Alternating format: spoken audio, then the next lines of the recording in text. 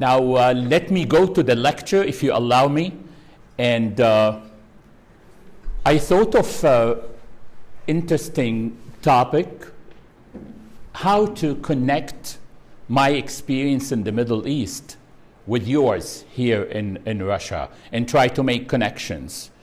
And in trying to make those connections, I thought of three post conditions: post-COVID, and post-carbon, oil and gas, and post-FIFA, because the three posts are so similar to what we had experienced in Qatar and also what you experience here in Moscow and Russia. And I will do all of this under the umbrella of the inevitability of change. We need to change. We are architects and urban designers, and we have to keep on asking questions. So those are the three post conditions that I'm talking about: post-COVID, post-carbon, post-FIFA. And I think also I would invite you this evening to sort of do a bit of shift in thinking relating to the city and to architecture and urbanism, because I think I want to go beyond cities of the future towards the future of cities. This is very important, because when we talk about cities of the future, science fiction movies would come into our minds, and instead of considering how we are shaping the future of the city with our acts, particularly in the domain of architecture and urbanism. And then the second important issue that I would invite you also to consider is a shift from focusing on an image, how the city would look like, how the building would look like, versus how we are listening to the community, how we are putting a lot of energy to hear the voice of the people that would be related to this specific place or building. Another interesting concept that I want to also consider today is the notion of how we fall into the trap of labeling cities, right? So the UN Habitat would tell us that now we have to focus on sustainable cities. And then 2 years after that, they would say, no, focus on green cities. And then 4 years after that, they would say, no, smart cities are very important. And they keep on inventing adjectives for cities, right? Although city is a city. Moscow is a city even before the UN Habitat was invented, right?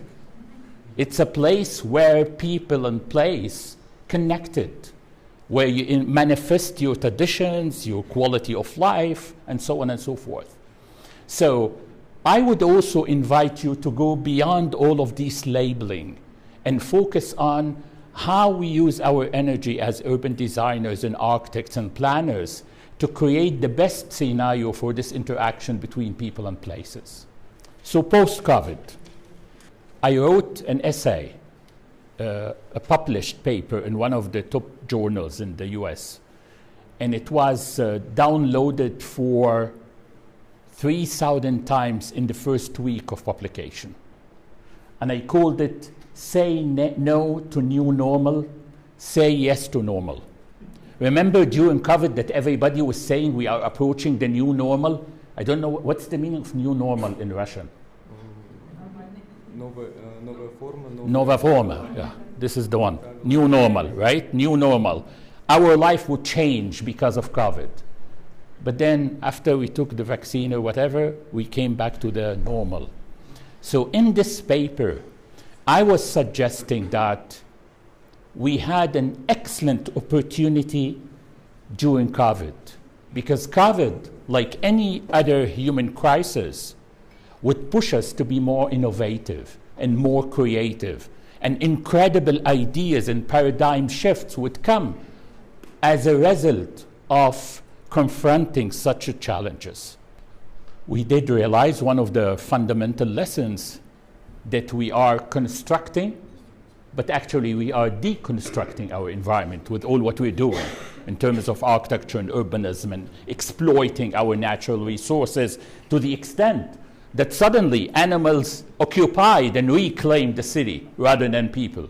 And we started to have very interesting human experiences related to the notion of fear. Fear from people. For the very first time, we started to construct a different quality of fear. because you don't want to get the COVID. So you want to keep distance between you and people, right? And then also being in such a very dramatic psychological status because of isolation, because of being alone. And we also realize that there's no justice in the world. People afford to have masks even for their dogs, right? While other people in other places, in other cities around the world, they cannot even afford the lockdown. They have to go on a daily basis out, because going out is the only way by which they will put food on the table of their families. So those are Indian ladies during COVID trying to get a job, a daily job in a farm or a factory, what have you. And you cannot talk here about keeping distance or using a mask. And therefore, some cities were able to have the lockdown while other cities cannot. And suddenly, we started to go back to all the principles, to the normal. Although we were talking about a new normal, but actually this is the normal. The compacted urbanism, the village-like kind of urbanity, where you have a sense of community, a sense of walkability, a sense of social interaction with other people. Another interesting issue that emerged during COVID is the meaning of the house. Is it a house? Is it a shelter? Or is it a home? Suddenly we started to rediscover our relation with our homes and houses and apartments and so on and so forth. Because for the very first time for a lot of people, they were obliged to stay there for hours and weeks and months. And hence, suddenly we started to revisit all those spaces. We started to redesign it. We started to make priority for the family, not priority for whoever would visit us or whoever would spend time, but the priority was for the family. And we know that those kind of projects, the public housing projects, that never treat people as human, but they treat them as numbers, were destroyed. Were destroyed in community celebrations in other places around the world. We never learned from these experiences, and we also never learned from COVID how we revisit the concept of housing and the concept of providing real sense of home for people. But they're still doing that. This is a housing project that was open in the Middle East, in a city in Egypt, again dealing with people as numbers. And ironically, just 4 kilometers out of this project is the graveyard. And I would argue that it's by far much better. We also realized that very small elements in houses, sometimes we're not really focused on it. Particularly in the Middle East, people used to be proud of, bragging about that we don't have balconies. We have air conditioning in all our spaces. Why I need balcony? Why I need a window? But during COVID, the balcony was your connection with nature, with your connection with the outdoor spaces, with your connection with your neighbors. As this example from your place in Italy, people used even the balcony as a stage where performance, musical performance was done just for the morale of the community. So we started to rethink the connection between homes and nature in different forms, even a small terrace, a roof garden, internal courtyards, terraces, how to allow natural ventilation and natural lighting. All of these elements are normal, but we really forget about it. We also realized that it's very important to have wonderful houses, great design for apartment buildings, but the sense of neighborhood is fundamentally important. The first step after the lockdown was allowing people to just move around their neighborhoods. In our case in the Middle East, I documented cases where people for the very first time in their life living in this house, they started to have a relation with their neighbors.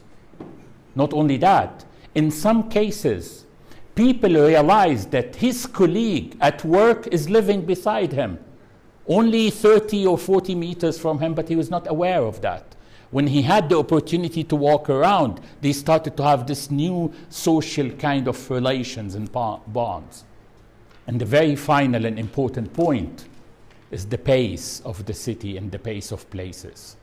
We're not using our cars, we're not using public transportation, we're just walking. And with the act of walking, we started to have different pace in our spaces and places. And this space is allowing us to see each other, to look into each other's eyes, to say hi, and to start communication, and to start socialization. And this space allowed for a different kind of experience in the city. And we also did realize that community participation and listening to the local community is important. But when we talk about real community participation, because in a lot of projects, we claim that we are doing community participation when we bring the final outcome of our work and bring some community representatives and show them the final work and take from them some observations. But I think one of the fundamental lessons from COVID is that the inception of the project, the priority of the project should be generated from the local community, not only to show them the final result. Let me move to the post-carbon, my area, Gulf and Middle East. So I'm sure some of you know about the location of the Middle East, and also when I talk the Gulf countries, I'm talking about 6 countries: Kuwait, Bahrain, Qatar, Saudi Arabia, United Arab Emirates, and Oman. And the common thing between the 6 countries is the production of oil and gas, right? With different degrees, of course, but this is the common thing, and this is why they formed what they called it the Gulf Cooperation Council. And we usually have, particularly in the West, specific perception about this part of the world. One perception would be so much related to what I would call it the Orientalist perspective, very emotional, very mystic, the Bedouins and the tent and the deserts and so on and so forth. Or, damn it, they have a lot of money. They don't know what to do with money. They're driving and they're getting a lot of women and driving Ferraris and Maseratis and I don't know what, right? I will try to construct a different point of views, because to be very honest with you, we cannot rely on those 2 perceptions with all the changes happening there. And instead of even when it comes to architecture and urbanism, and instead of the typical image about what we saw in Dubai, for instance, it's amazing when you look at the history of all of those cities in Kuwait and Bahrain and Qatar and so on and so forth, that you will notice very interesting tapestry of places in the old urban fabric. Very simple, very modest, adhering to the environmental conditions, matching the social order and the relation between people. And then they discovered oil. And I love those kind of images because it shows you the dichotomy that was there. I mean, the Bedouin, the very simple Bedouin, and the plain, and the oil wells, and so on and so forth. But also they realized that oil is not here to stay. Not only because of the depletion of drying up the oil, but also because there's a huge environmental movement in the world where we will be relying on renewable resources. I kept on walking in the streets of Moscow for the last 2 days. I did 20 kilometers every day. And I was amazed to see all of these electrical charging cars scattered here and there. So a lot of signs suggesting that we are approaching the post-oil and the post-carbon paradigm. What more evidence you need more than that? The very first solar-powered plane took a trip around the world. And the first leg of the trip was from Abu Dhabi, the capital of the United Arab Emirates, going to Muscat, which is the capital of Oman. So 2 Gulf cities. This plane took a trip around the world without a single drop of oil, suggesting that the post-oil paradigm is not coming, we are living the post-oil paradigm. I did a lot of research and writing about the Gulf cities, and I would argue that within the last 10 years, we can see three main transformations. One is related to the impact of Dubai, what I call it the Dubaification of Gulf cities and Middle Eastern cities. And then the notion of sustainability and how sustainability and green urbanism can affect what decisions there. And then finally, when you realize that the oil economy is not the answer for the future, how to move to knowledge economy and creative economy in different forms of economic pillars. And this is Dubai 70 years ago. So I know some of you visited Dubai and you saw the towers and Sheikh Zayed Road and so on and so forth. But a lot of people would never realize that only 70 years ago, that was the situation in Dubai. Very simple fisherman village with very simple people, and then the icons of modernity started to enter when they discovered oil. But Dubai decided to have its own brand, its own architecture and urban brand. And this brand was based on what I called it iconic development, real estate fantasies, projects that would tell you it looks like a palm, but you need to fly on top of it to see the palm, or a project which looks like the world map, divided into tiny islands, and you can buy an island and build a house on top of this. A lot of fantasies.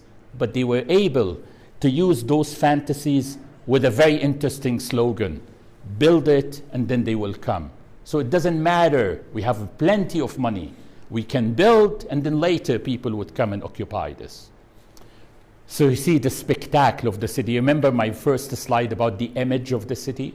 So it's a very fascinating image. But then it's very important for us to go beyond the image, to go beyond the spectacle. This is our job as architects and urban designers and planners when we do an analysis of spaces.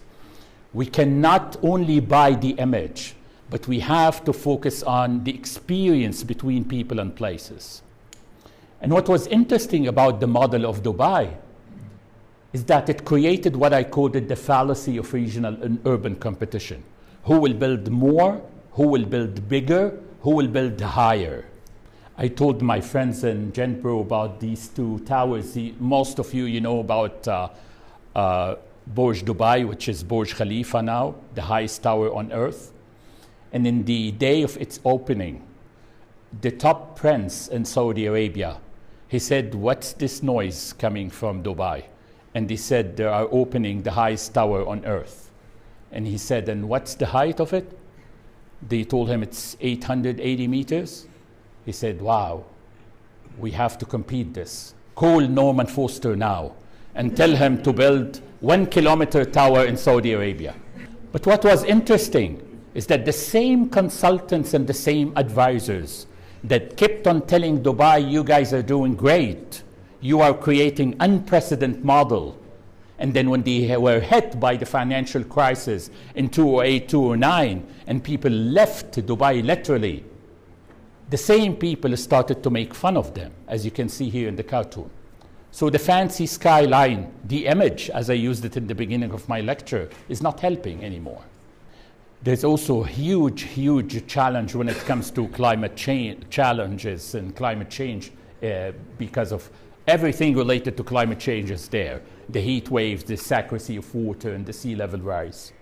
Another interesting project, maybe you heard about it, and it was done also by Norman Foster. Norman Foster is very famous in the Gulf, called Masdar City. I don't know how many of you heard about it, but it was marketed for us as the new utopia, the 21st century utopia. This is a city without waste, using 100% renewable energy, and so on and so forth. But sustainability is not about creating a gated community. Sustainability is a concept of living. It has to be echoed in the whole country and also perceived and understood by the community. Otherwise, you will end up with this is the reality of Masdar now. It was also interesting in the last decade that a lot of Gulf cities, they started to realize that we need to brand our cities. We don't want to brand the cities with the skyscrapers and huge shopping malls, but maybe museums can be a good answer. So they started to build a lot of museums around the Gulf. And they hired the top architects again. I.M. Pei, Norman Foster, Rem Koolhaas, Nouvel, and so on. One of the interesting museums is the Louvre in Abu Dhabi, designed by Nouvel. And it's important because I will talk about him when we talk about Qatar, because also he designed the Qatar National Museum.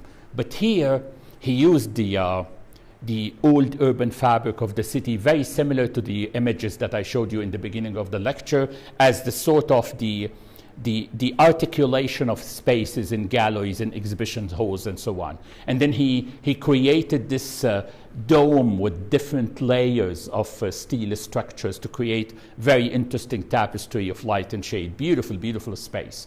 But at the same time, the whole museum is totally isolated from the city, totally separated from the city.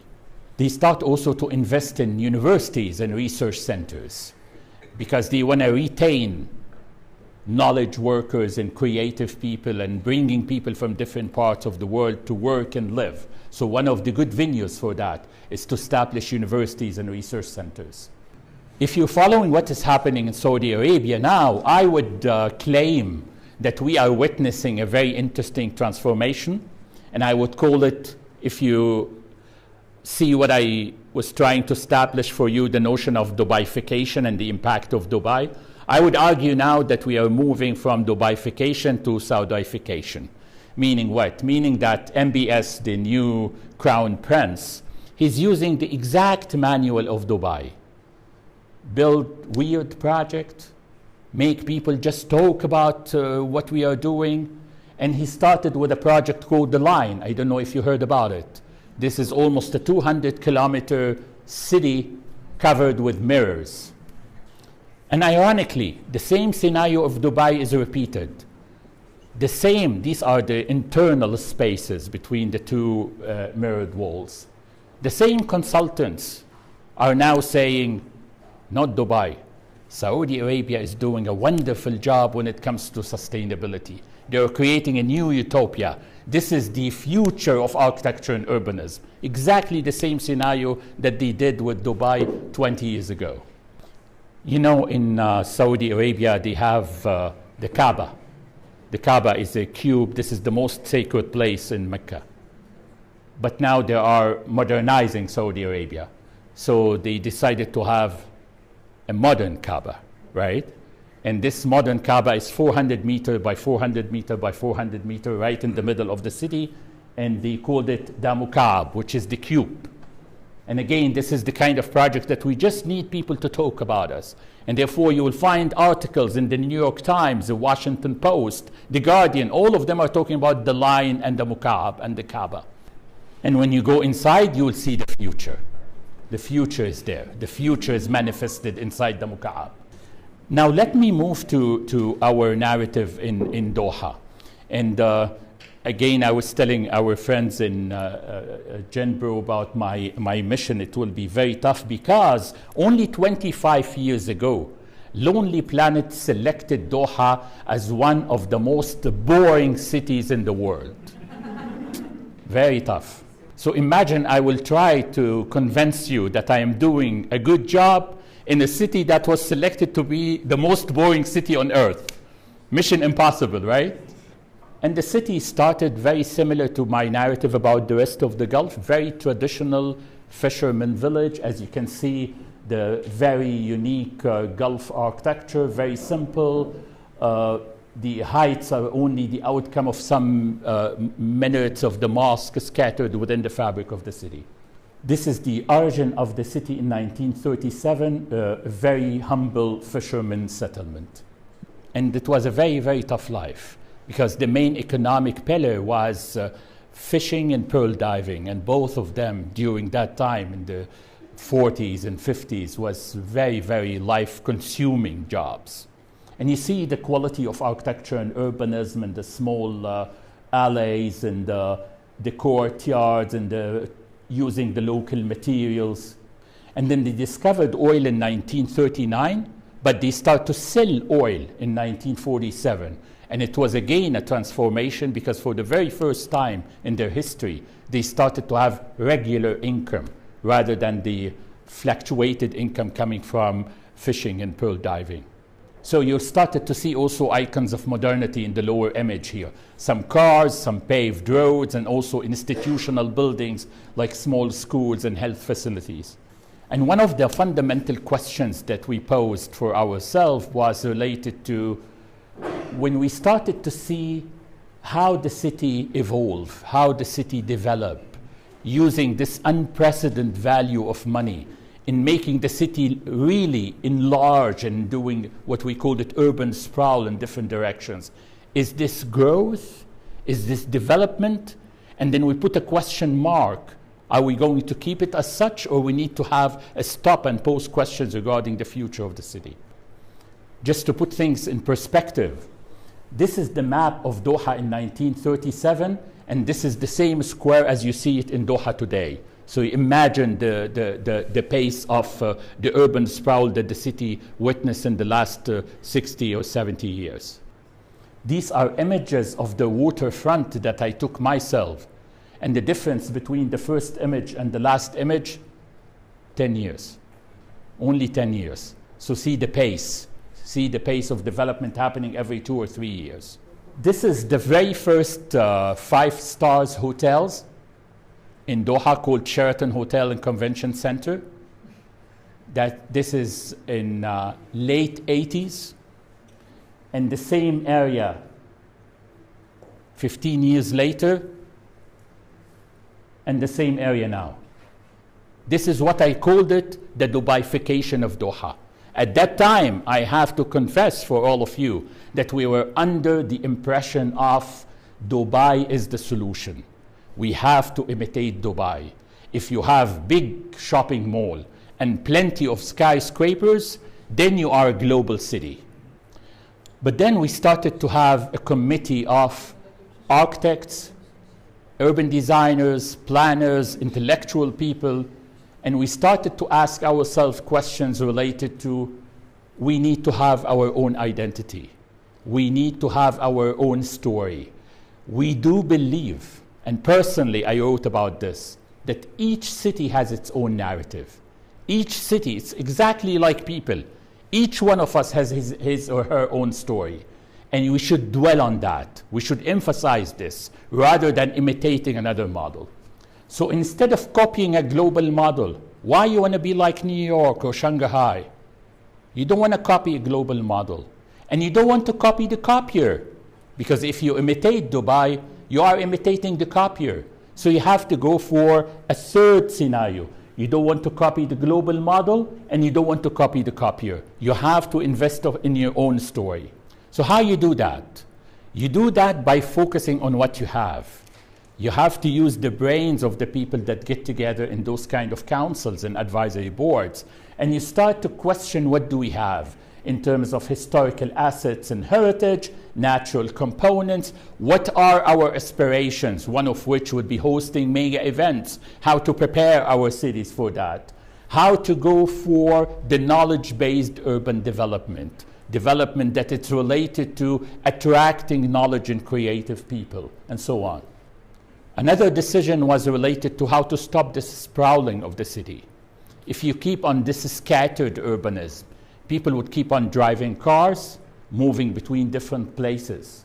Although, either in the heritage of the city, the very compacted urbanism, or even very old ideas, like what the very famous architect Richard Rogers wrote, a beautiful book, very tiny book, but very valuable, Cities for a Small Planet, where he was talking about, instead of having the independent zones, let's go for integration.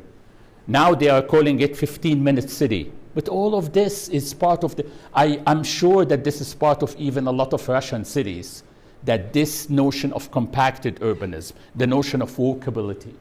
So the very first decision that was on a planning level, to move the city into a number of urban centers. And all of these centers are occupied with public spaces, green spaces, mixed development. And in the heart of all of these centers, you have one of the metro stations. You have one of the hubs for public transportation. Another interesting idea was how to transform Doha into a model for knowledge-based urban development. So suddenly we moved from building skyscrapers and shopping centers into research centers, universities, museums. In the heart of the city, we created the knowledge heart. And this heart, we called it educational city. But it's not gated community. It's well connected with the rest of the fabric of the city. Not only that, we inserted within the educational cities 3 important elements that speak to the community: a national park, the national museum, and the national mosque. And by doing that, we are inviting people to interact within this education and research entity. I will explain later in more details, but in all of these buildings that constructing the city, we invite architects to be creative and, more importantly, to use new architectural language that would speak our moment, would speak our contemporary condition, but one way or another is related to our heritage and related to the climatic condition. So in other words, literally, we were telling them that we need architecture that would provoke questions, would stimulate the mind of regular people, not architects, not architectural critics, people walking. We want people, while walking in the streets, to stop and reflect and contemplate. Even when it comes to the buildings that are so prototype, even because of religious reasons, like the mosque, they have specific, very strict elements, the domes and the minarets and so on and so forth. But we said, we're not using minarets anymore. Minarets are becoming more symbolic elements rather than functional elements. So we have to revisit all of this. And we gave the freedom to question the meaning of the mosque, the relation between the prayers and the place, the relation between the mosque and the outdoor space. And we ended up with very, very interesting examples, again, scattered around the fabric of the city. And more importantly, also the idea of that the mosque is a place for worshiping, for praying. But this is not acceptable in our contemporary time. We need the mosque to be more interactive and active component. So instead of designating a place for the mosque, we transform it into the old concept of kuliya. Kuliya means that it's a place for education, it's a place for entertainment, it's a place where you have a good library, where you can have a nice sandwich or a nice cup of tea, where you can mingle around in the garden, and so on and so forth. And hence, the place created sense of belonging between the city dwellers and the space. All the city centers in the Gulf, Manama in Bahrain, Kuwait, Jeddah in Saudi Arabia, Doha in Qatar, and so on and so forth, were abandoned by their people in the late 70s, early 80s, because they have a lot of money and they don't want to live in the old courtyard houses that reminding them with the poverty, with the struggling years, right? So what did they do? They opened the American magazines and they cut pictures of houses from Florida and California, and they went to architects and they said, we want like this in the suburbs of the city, and they totally abandoned the heart of Doha. So one of our top projects was how to bring people back to the heart of the city in a way that it's contemporary, it's related to the heritage, it's also sustainable, and it's also encouraging walkability. And we stayed for more than 2 years doing research and doing analysis, which resulted in the end with volumes of architecture and urban guidelines that were delivered to the architects and urbanists that work in the project to guarantee that they would achieve the highest levels of creativity, but at the same time they would adhere to the main principles and concepts, one of which is how to move from what we called it, those are some of our sketches, the scattered urbanism, that the car is the solution. You use the car to move back and forth between the different scattered entities and social facilities, as opposed to learning from the past, learning from compacted urbanism, learning from how this center used to be a very walkable and very intimate urban setting. Some architects, when they talk about using heritage or creating authentic designs, they fall into the trap of copying and pasting. And we also reject this. We reject the idea of that you look at the heritage only as a group of visual vocabulary. And when you repeat this visual vocabulary, you are under the impression that you are an authentic architect. You are preserving the heritage. Actually, you're not. Because number one, you are just dealing with a skin-deep kind of treatment. Number two, you're not expressing your contemporary moment, right? So how to do that? How to be able to look at the heritage and learn from it, and at the same time, create new patterns, new principles, new concepts of every single detail, from the urban level up to the shapes of windows and shapes of ornamentation. We were able to preserve part of the old buildings, and all of them were rehabilitated in new functions related to the community needs and priorities. And therefore, I really love this image. I said that to my friends in Genbro too, that it shows the two main transformations that I shared with you. The authenticity, which is also speaking to the contemporary time, digging deep into your heritage, but yet you are creative, overlooking the imitation of Dubai. So you see a very interesting confrontation here, as if it's a dialogue. There is a sort of dichotomy, but yet there is a sort of a dialogue between what we used to do versus what we are trying to do now. So in 2010, I was drinking a coffee in a traditional souk in Doha, and then I started to hear people screaming and crying and running and screaming and crying and running. I don't know what the hell is going on. And I said, what's going on here? They said, we won hosting the FIFA 2022. And generously, you guys passed the ball to Doha. So those four pictures are telling exactly how we thought about the whole idea of post-FIFA from the beginning. We posed the question of the post-FIFA even before doing the FIFA. Meaning what? So we won the host. President Putin generously passed the ball to us. We have the financial resources and we know that we can do it. But it was very important and crucial to think about what would happen after the FIFA. What would happen after we invest all of this money? Are we going to end up with a frustrated community, or we will use the event for our prosperity? So we need an alternative narrative. And as I wrote here, it's about how hosting this event would be used as a catalyst for a better future. And it's important to learn from other experiences. And therefore, we went to South Africa. We went to Brazil. We came here to learn if the event helped the community or not. This is fundamentally important. I remember in we saw a lot of problems in Brazil, but I remember I recall this vividly in South Africa when we had a lot of meetings with community people and even regular people in the streets. All of them, they told me that we felt that we were betrayed. Everybody was telling us that after the FIFA, we will have a lot of investment and a lot of wonderful projects and excellent infrastructure, and we ended up with what? White elephants, those big stadiums that are transformed into capital for drug dealers, and hotels that we cannot even afford to walk by it. So what is this new alternative that we were trying to compose or to guide us?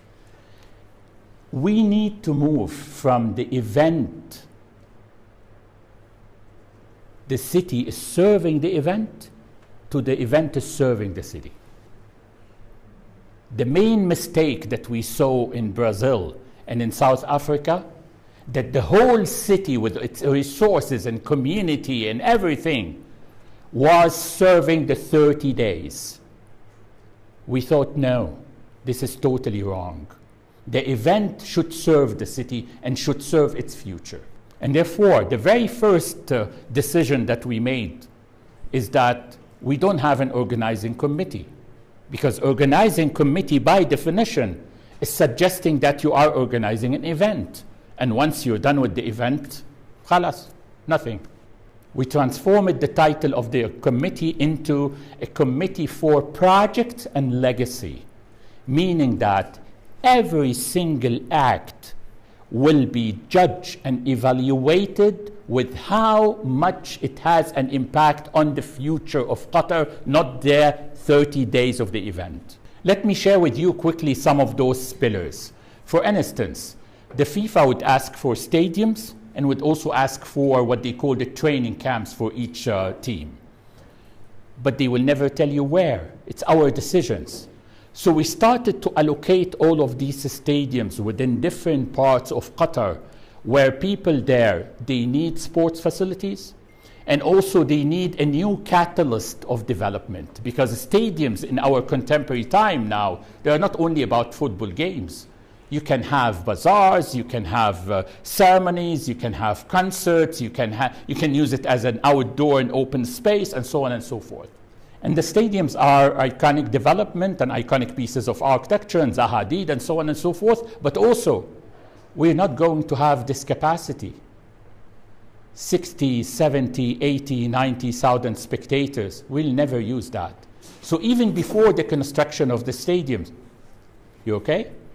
Even before the construction of the stadiums, we were searching the world to find the company that can have a very creative dismantling of the seats. And hence, we will lower the capacity of all the stadiums to the normal sports activities in Qatar, 25,000 capacity. And the rest is already on the move towards East Asia and Africa, where they would have legacy outside of the boundaries of Qatar to establish different stadiums for them. Transportation. I showed you that we started with the Gulf people, they like Rolls Royce and Ferraris and Maseratis and whatever. How to convince them to move into public transportation? Let's use this financial resources to create state-of-the-art metro system that would literally cover all metropolitan Doha with all its different spaces. To me, this is a very important picture. I know some of those guys in this picture. And I know that they have Ferraris and Maseratis. Literally, they have Ferraris and Maseratis. So to be able to convince those people that moving within the city and its different spaces is better, faster, and healthier by using public transportation, I think this is fundamental transformation. And instead of building a lot of hotels, let's use our creativity in accommodation. Different scenarios, floating hotels. We asked a lot of what they call it, flowing hotels that move around the world. They will dock on the shores of Doha and then they can use it as hotels. We have desert camps because you can move from the heart of the desert to the heart of the city within 45 minutes. So suddenly you have a wonderful experience of campfire and barbecue and whatever and sleeping in a beautiful tent, and then you go to watch the game. Or that was also very interesting, that we created a sort of patriotism by having a program called Host a Guest. So if you have a big house, you have a summer house, nobody's using it, you have I don't know how many apartments, how many rooms, be positive towards your country and offer some of those, and you cannot imagine how many spectators live within the houses and the apartments of Qataris and expats. Also, the notion of what people would do before and after the matches, and therefore public spaces and green spaces and recreation spaces are very important. And we created a whole strategy. You want to take the other photo? This one? Go ahead. You want to take a photo of this? Go ahead. Yeah. So we created a whole strategy for that. And this strategy resulted in, instead of the typical beautification, we moved towards humanization of streets and public spaces and creating gardens and parks and national parks with different levels, all the way from the residential neighborhood all the way to the level of national parks. This is a very good example of the transformation that we had in Qatar. This is a piece of land which is overlooking the bay, and it was designated in the old plans to be to have one more of those highest tower on the Gulf or what have you. And then it was totally replaced in the new vision with an addition to the park. Another important lesson that I want to share with you tonight is related to star architects. It's very important to have star architects. They add a lot to the city, and it's nice to say that we have Zaha Hadid or Rem Koolhaas or what have you. But I think the most important lesson here is that we told all these star architects that you guys are amazing, incredible talent, but you are ignorant about us. You don't have the local knowledge. You need to listen to the local voice. And therefore, every single design process that was done by all of these guys were done via a dialogue with them, an architectural dialogue, where we appreciate their capabilities, but also we insert our design agenda and our understanding of the local users. So when it comes to the Qatar National Library, this is the case of the Qatar National Library with Rem Koolhaas, we told him that we are not library goers. We don't go to libraries. Why I have to go to library? To read? Why I need to read? Nobody's reading, right? The new generation, la, la, la, la, la, la. So how to transform the library into a social destination? And to be able to do that, you have to literally suck the people inside the main space. And then once they're inside, it's not library anymore. It's a social destination. It's a club. It's a place where they can relax and have a good time and eat and drink and do everything. And hence, the energy of the young generation and the energy of the families moved all the way towards the National Library. But the main concept in the two museums, the Museum of Islamic Art, designed by IMPay, and the Qatar National Museum by Novell, was again listening to us. The success of the two projects was related to how both of them were able to appreciate that there is knowledge and there is a local voice that should be appreciated. So this is the case of the Museum of Islamic Art. IMPay said, I am excited about designing the project, but we told him that geometry, Islamic geometry is very important. It's not about arches, it's not about the mashrabiyas, it's not about the visual elements, but the beauty of the depth of Islamic geometry. And you have to use this to create the spaces. And then we added to this that it's very important to have a public space adjacent to the museum where people can have an interaction between the spaces and the green recreational picnic places and the museum. The same story with the Qatar National Museum with Novell. We used to have an old palace in the center of the land designated for the museum. And this is my hand in one of the workshops. And we told him, instead of the typical process that we do for signature architects by cleaning the site. They asked, Zaha Hadid once told me in Dubai, they cleaned the site for me. Clean it means that destroy everything. I want to start everything clean, right? We said, no, this old house is a chapter of the history of the city and the history of the museum. And then you articulate your design around it, and using the desert rose, which is an element in the desert in Qatar, consisted of all these intersected desks that was used to create the new volume. To maximize the relation between the museum and the city, we told him also that we need very blurred boundaries, to the extent that people, they don't know if they are in or they are out. So blurred boundaries. And you see here the sequence of the all different chapters of the city, the old chapter, the contemporary chapter, and the future. So I would conclude by saying that what we were trying to do as an alternative approach is definitely engaging people, celebrating cultural diversity, public spaces, streets, culture of walking, and so on and so forth. And thank you so much. I'm sorry for taking a lot of time.